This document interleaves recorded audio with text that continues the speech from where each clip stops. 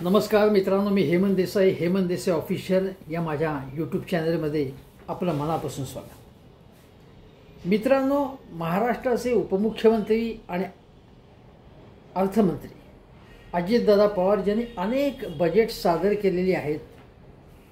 मग ती महाविकास आघाडी सरकार, त्याच्या अगोदरची किंवा आता, आणि त्यामुळे संपूर्ण बजेट्सवर माझी हुकूमत आहे। मला त्यामध्ये पारंगतता आहे, मी एक्सपर्ट आहे त्याच्यामधला, असं अजितदादांना वाटतंच। आणि माझ्या हातात सगळी सूत्र आहेत, असाही त्यांचा आविर्भाव असतो। एका सभेमध्ये स्थानिक स्वराज्य संस्थांचा प्रचार सुरू आहे। त्या सभेमध्ये ते म्हणाले की मी वाढप्याच्या भूमिकेत आहे। तुम्ही लक्षात ठेवा, तुम्ही लग्नामध्ये पंक्तीत बसला आणि तुमचा जो वाढपी ओळखीचा असेल तर तो वाढपी तुमच्या ताटात इतरांपेक्षा जास्त पदार्थ वाढतो, चांगले पदार्थ, जास्त क्वांटिटी जास्त वाढतो।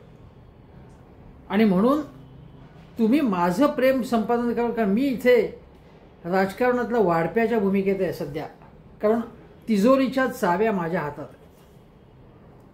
आणि म्हणून तुम्ही मला भले वाढपी म्हणा, तुम्ही जर माझं प्रेम संपादन केलं तर मी तुम्हाला भरपूर तुमच्या ताटात वेगवेगळे पदार्थ टाकेन, वेगवेगळ्या योजना टाकेन, वेगवेगळ्या स्वरूपात तुम्हाला मदत करीन।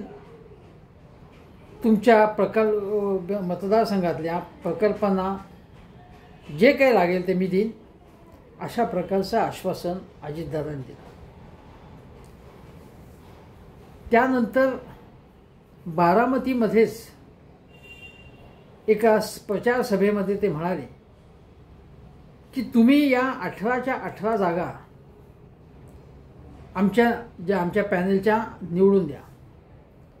आणि ते दिलं, तुम्ही एकदा दिलं, तुम्ही माझं काम केलं तर मी तुमच्या ताटात भरभरून देईन, तुमच्या सगळ्या मागण्या मान्य करेन। मग तुम्ही बघा मी काय करतो ते, आणि मी कशा प्रकारे काम करतो हे तुम्हाला माहितीच आहे, असंही ते म्हणाले। ते असं म्हणाले की तुम्ही जर माझ्यावर काट मारली तर मी तुमच्यावर काट मारेन, तुम्ही माझ्या बाजूने कौल दिला, आमच्या लोकांना निवडून आणलं तरच मी तुम्हाला मदत करेन। डायरेक्ट धमकी दिलेली आहे त्यांनी। म्हणजे आम्हाला मतदान केलं नाही तर तुमचं सगळी रसद संपेल, असंच ते एक प्रकारे सुरुवात होते। पूर्वीच्या काळामध्ये किल्ल्यावरती समजा शत्रू पक्षाचे सैन्य असेल तर किल्ल्याला वेढा घातल्यानंतर त्यांची सगळी रसद जी आहे, सैन्याला जी शिधा लागतो, तो शस्त्रसामुग्री, दारूगोळा, ही रसद तोडली, मुख्यतः अन्न पाणी त्यांचं बंद केलं की मग शरणागती पत्करावी लागायची शत्रू पक्षाला। आता हाच प्रकार या लोकांनी केलेला आहे। म्हणजे अजितदादा आणि महायुतीचं एकूण धोरण असं आहे की विरोधी पक्षांची रसदच तोडायची। म्हणजे कसं की त्यांच्या मतदारसंघात समजा प्रतिस्पर्धी कोणी आलाय निवडून, म्हणजे उद्धव ठाकरे यांच्या शिवसेनेचा, शरद पवार यांच्या पक्षाचा किंवा काँग्रेसचा, ज्या ठिकाणी आमदार खासदार असेल त्यांची कामच करायची नाहीत कुठल्याही प्रकारे। त्यांच्या मतदारसंघातल्या विकास कामांकडे दुर्लक्ष करायचं, फंड मंजूर करायचा नाही, विकास निधी द्यायचा नाही त्यांना, त्यांच्या तक्रारींची सुद्धा दखल घ्यायची नाही। हा प्रकार महायुतीने सुरू केलेला आहे। आणि मला आठवते की अजितदादांची दादागिरी अशी आहे की ते इतक्या आत्मविश्वासात होते, अति आत्मविश्वास। मी जेव्हा काँग्रेस राष्ट्रवादीचं सरकार असताना मला आठवते की एका निवडणुकीमध्ये मला असं वाटतं की पिंपरी चिंचवडच्या भागात कुठेतरी की तुम्ही मतदान केलं नाही तर तुमचं पाणी कनेक्शनसुद्धा तुम्हाला मिळणार नाही, पाणी मिळणार नाही तुम्हाला, अशा प्रकारची धमकी दिल्याचंही लोकांना माहिती आहे, प्रसिद्ध झालं होतं। ज्यावेळी महाविकास आघाडीचं सरकार असताना सुद्धा उद्धव बाळासाहेब ठाकरे मुख्यमंत्री होते, पण ते सगळ्यांमध्ये लक्ष घालत नव्हते आणि त्यांनी अजितदादांवर विश्वास ठेवला होता. शिवाय काही महिने ते आजारी होते. पण त्यावेळी मुख्यमंत्र्यांच्याच पक्षाला ते कमी आर्थिक तरतूद करत होते त्यांच्यासाठी. म्हणजे त्यांच्या आमदारांना, त्यांच्या नगरसेवकांना, त्यांच्या खासदारांना ते कमी पैसा देत होते. म्हणजे कोणाच्या खिशात पैसा दिला जात नाही, पण जी विकास कामं असतात त्यांच्या विकास कामांना आणि विकास निधी देतच नव्हते ते. त्यामुळे उद्धव ठाकरे यांच्या पक्षातले अनेक जण तक्रार करत होते, जाहीर तक्रारही करत होते. तेव्हा त्याच्यावरनं राष्ट्रवादी आणि उद्धव ठाकरे यांच्या पक्षामध्ये तेव्हा तणाव निर्माण झाला होता. उद्धव ठाकरे यांनी मात्र समंजस भूमिका घेऊन महाविकास आघाडी सरकार चालवायचं आहे आपल्याला, त्यामुळे सगळ्यांना बरोबर घेऊन चालवण्याची थोडीशी नमती भूमिका सुद्धा त्यांनी स्वीकारली. पण अजितदादांची दादागिरी चालू होती.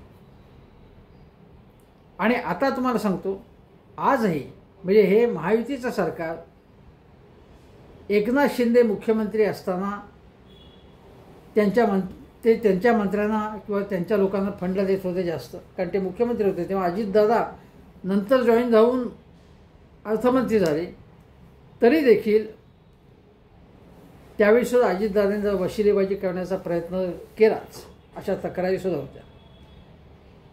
पण एकनाथ शिंदेनी त्यामध्ये आपल्या ठाणे जिल्ह्याला जास्तीत जास्त निधी कसा मिळेल किंवा आपल्या मतदारसंघाला किंवा ठाणे शहराला जास्तीत जास्त निधी कसा मिळेल हे पाहिलं ते. आणि अजितदादांनी काय केलं, एका सभेमध्ये ते म्हणाले होते, मी ताबडतोब 1200 कोटी रुपये आमच्या बारामतीसाठी आणले, असं ते म्हणाले. अशा प्रकारची वक्तव्ये ते सातत्याने करतात. म्हणजे एकनाथ शिंदे मुख्यमंत्री असताना ते फार काही करू शकले नाही. अजितदादा फारशी टगेगिरी जी त्यांना करणं अपेक्षित होतं. पण देवेंद्र फडणवीस मुख्यमंत्री झाल्यानंतर पुन्हा अर्थ खातं अजितदादांकडे. त्यावेळी संजय शिरसाट यांनी जाहीरपणे तक्रार केली की माझ्या सामाजिक न्याय विभागाला पैसे मिळत नाही, आमचे पैसे लाडक्या बहीण योजनेसाठी वळवले जातात, अशी तक्रार त्यांनी केली. इतर काही जणांनी सुद्धा तक्रार केली. पण अजितदादा उघड वशिलेबाजी करतात. म्हणजे मी तुम्हाला सांगतो की अलीकडे एक नाशिकचं उदाहरण आहे. त्या नाशिकमध्ये राजाभाऊ वाझे हे उद्धव बाळासाहेब ठाकरे यांच्या पक्षाचे खासदार, भास्कर बगरे शरद पवार गटाचे पक्षाचे खासदार आणि काँग्रेसच्या शोभाताई बच्छाव आहेत. या तिघांना काहीही पैसा म्हणजे त्यांच्या मतदारसंघात काहीही पैसा दिलेलाच नाही त्यांच्या विकास कामांसाठी अजितदादाने. का हे करू शकले तर अजितदादा अर्थमंत्री आहेत, उपमुख्यमंत्री, शिवाय आता नाशिकला पालकमंत्री नाही. त्यामुळे DPDC म्हणजे जिल्हा नियोजन समिती जी असते, जी सगळं ठरवते, त्या जिल्हा नियोजन समिती तिथे पालकमंत्री नसल्यामुळे सगळे अधिकार हे अजितदादांकडे आलेले किंवा त्यांनी ते घेतले. आणि त्यांनी यांना काहीही त्यांच्या विकास कामांना काही फंडच दिला नाही. हा उघड पक्षपात करतात, उघड पक्षाला. किंवा पुण्यामध्ये तुम्हाला सांगतो की शिंदे गट आणि भारतीय जनता पक्षाच्या पदाधिकाऱ्यांनी जाहीर तक्रार केली होती ऑन मीडियासमोर येऊन की अजितदादा पवार हे दुजाभाव करतात. ते पालकमंत्री तिथलेच आहेत. उपमुख्यमंत्रीपद, अर्थमंत्रीपद मिळाल्यानंतर सुद्धा अजितदादांना चंद्रकांतदादा पाटलांकडे जे पालकमंत्रीपद पुण्याचं होतं ते हिसकावून स्वतःच्या ताब्यात घ्यायचं होतं. सगळ्या चाव्या स्वतःकडे असल्या की मग अजितदादांना दादागिरी करता येते सगळ्या प्रकारची. उघड वशिलेबाजी, पक्षपात, झुकतमाग देणे उघड करतात थेट सांगून. आता प्रश्न असा विचारावा लागेल, अजितदादा हा जो आपला करदात्यांच्याकडून आलेला पैसा आणि करेचं उत्पन्नातून आलेला पैसा, ही तिजोरी महाराष्ट्र शासनाची अजितदादा पवार यांच्या मालकीची आहे का? तो त्यांना स्वतःचा व्यक्तिगत साखर कारखाना वाटलाय का? आपल्याला माहिती आहे की जरंडे शोमध्ये अजितदादांनी काय प्रकार केले होते. पार्थ पवार यांच्याबद्दल काय आरोप चालू आहेत ते. आणि शिवाय आपल्या कळपातल्या साखर कारखान्यांना गॅरंटी द्यायची त्यांना कधी बीज भांडवल द्यायचं, कधी त्यांना लोन जास्तीत जास्त मिळवून द्यायचं, हे सगळं अजितदादा करतात. उघड वशिलेबाजी करतात. हे या प्रकारच्या गोष्टी आहेत, त्या अत्यंत धिक्कारार्ह गोष्टी आहेत, हे सांगणं आवश्यक आहे. आता मी तुम्हाला सांगतो की अर्थमंत्री असतो त्याला राज्याच्या आर्थिक समस्या लक्षात घेऊन व्यापक दृष्टिकोनातनं धोरण आखायला लागतं. केंद्रामध्ये जे अर्थमंत्री असतात ते फक्त मी माझ्या मतदारसंघापुरतं किंवा माझ्या राज्यापुरतं पाहिजे असं म्हणता येत नाही. महाराष्ट्राचे चिंतामणराव देशमुख हे सगळ्या देशाला ललामभूत अत्यंत आदर्श वाटणारे जे व्यक्तिमत्व, ज्यांनी संयुक्त महाराष्ट्राच्या भूमिकेवरती महाराष्ट्रवादी भूमिका घेऊन अर्थमंत्री पदाचा राजीनामा दिला, असे हे चिंतामणराव देशमुख. त्यांनी कधीही असा पक्षपात केला नाही. खुद्द शरद पवार अजितदादांचे काका हे जेव्हा कृषी खात्यात होते सरकारच्या, तेव्हा त्यांनी विरोधी पक्ष म्हणजे UPAचं सरकार असताना विरोधी पक्ष भाजपच्या मोदींसारख्या मुख्यमंत्र्यांना सुद्धा त्यांनी न्याय दिला त्यांनी. आणि मोदींनी सुद्धा त्यांचं कौतुक केलं. पंतप्रधान मोदींनी कौतुक केलं त्यांचं. यशवंतराव चव्हाण ज्यांचं उठता बसता अजितदादा नाव घेतात ते अर्थमंत्री सुद्धा होते. त्यांनी कधीही असा पक्षपात केला नाही. आणि अजितदादा यांना फेवर करून शरद पवारांनी ज्यांना मागे ठेवलं, एक प्रकारे जयंतराव पाटील हे अत्यंत बुद्धिमान, न्यायबुद्धीचे, अर्थ खात्यावरती पकड असणारे, जाणकार, उच्च विद्या विभूषित, तरीसुद्धा एक फॅमिली पक्ष असला, फॅमिली पार्टी असली की दुर्लक्ष होतंच. जे कॉम्पिटंट लोक आहेत, जयंतराव पाटील यांनी अनेक बजेट सादर केली अर्थमंत्री म्हणून. महाराष्ट्राची जी अर्थव्यवस्था रुळावर आणण्याचं काम त्यांनी केलं. महायुतीचं सरकार जे होतं मनोहर जोशींचं, त्या काळातही उधळपट्टीचा कारभार होऊन तिजोरीत खडखडाट आहे असं विलासराव देशमुख मुख्यमंत्री म्हणत होते. त्यानंतर सुशीलकुमार शिंदे यांचं तेही मुख्यमंत्री झाले. त्या सगळ्या काळामध्ये आणि त्यानंतरच्या काळामध्ये जयंतराव पाटलांनी अतिशय समतोल अशा प्रकारचे अर्थसंकल्प सादर करून महाराष्ट्राची अर्थव्यवस्था रुळावरती आणलीच. पण सगळ्या पक्षांना, अगदी भाजप असेल, शिवसेना असेल, ते जेव्हा विरोधात असते, जयंतराव त्यांच्याबरोबर नव्हते, तेव्हा देखील त्यांनी सगळ्या पक्षांना न्याय देण्याचा प्रयत्न केला. हा माझ्या पक्षाचा नाही म्हणून त्याला काही देणार नाही, बस बोंबलत, असं त्यांनी कधीही केलं नाही जयंतराव. सुशीलकुमार शिंदे अर्थमंत्री होते, त्यांनीही कधी केलं नाही. रामराव अधिक अर्थमंत्री होते, त्यांनी असं कधीही केलं नाही. काँग्रेसचे अनेक अर्थमंत्री झाले की अजितदादा पवारच फक्त त्यांनीच बजेट सादर केले असं थोडंच आहे. वसंतराव नाईकांच्या काळामध्ये विरोधी पक्षांना न्याय मिळत होता मुख्यमंत्री असताना. पण नरेंद्र मोदी जेव्हा पंतप्रधान झाले तेव्हा मला आठवते की बिहारचं उदाहरण सांगतो तुम्हाला, की बिहारमध्ये गेल्यावरती प्रचार सभेत ते म्हणाले, तुम्हाला किती पैसे पाहिजे? 25,000 कोटीचा पॅकेज पाहिजे? अजून सांगा, 50,000 कोटीचा हवंय? 75,000 कोटीचा हवंय? 1,00,000 कोटीचा हवंय? 1,25,00,000 कोटीचं हवंय? दिलं. हा जो प्रकार आहे की अत्यंत सवंगपणे अशा रेवड्या वाटणं, ज्याप्रमाणे लाडकी बहीण योजना, एकाच योजनावरती एवढा खर्च करणं, ही रेवडी वाटणंच होतं. आणि ज्या प्रकारे असं सभेत घोषणा करणं, तुम्हाला किती पैसे पाहिजे, म्हणजे हा काय तुमच्या घरचा पैसा आहे का कसाही वाटायला?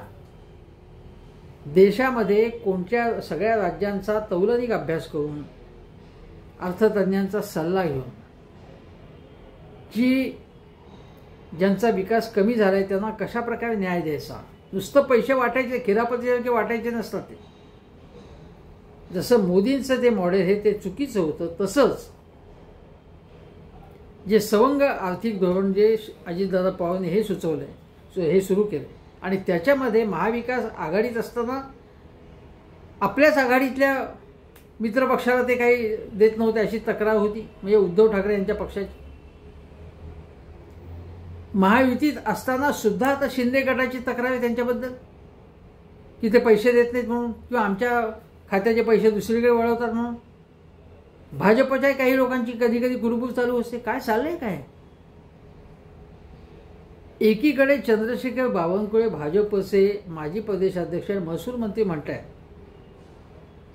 की मतदारसंघात जाऊन म्हणतात ते, अरे हवा तितका खर्च करा, निवडणूक आयोगाला काय द्यायचं उत्तर ते आपण देऊ.